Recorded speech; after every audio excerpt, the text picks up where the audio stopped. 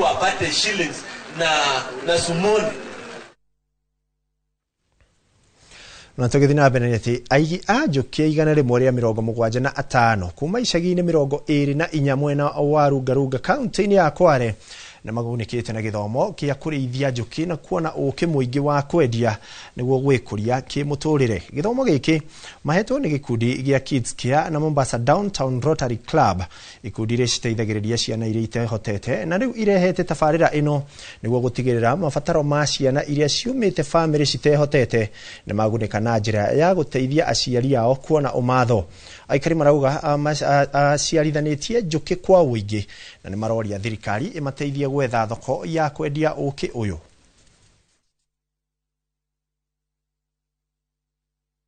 Kila mtu tulikana tukapata elimu, kila mtu, tena wengi ni wanawake, kila mtu anaingia mzingani bila kuogopa, bila shida, na tunavuna saa yoyote. Na mara kwa mara tumeona muhimu kumbe ni kuingia mizingani na kuangalia ile mizinga. Kuna asali nyingine mwenyewe anatumia kama chakula, asali nyingine anauza, na yenye anauza anapata pesa, anasomesha watoto, alafu yeye mwenyewe anakula chakula pale kizuri chenye anachokihitaji. Rights za mtoto ziko za education, ziko za zile basic rights zinahitajika, na ili hizi zitimike lazima kuwe na fedha, na ndio sababu wanapofundishwa jinsi ya kupata mapato kupitiana na ufugaji wa nyuki, basi wana urahisi wa kulipia mtoto shule, wa kupeleka mtoto hospitali iwapo hajisikii vizuri. This project is one of the successful projects that we've done as Rotary.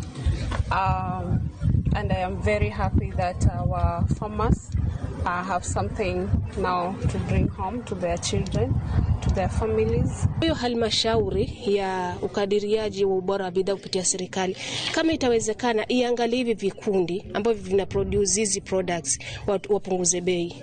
Manake mwisho wa siku product kufika kule ama iwe consumed na mwanajamii ama na mwananchi mpaka kuwe na nembo.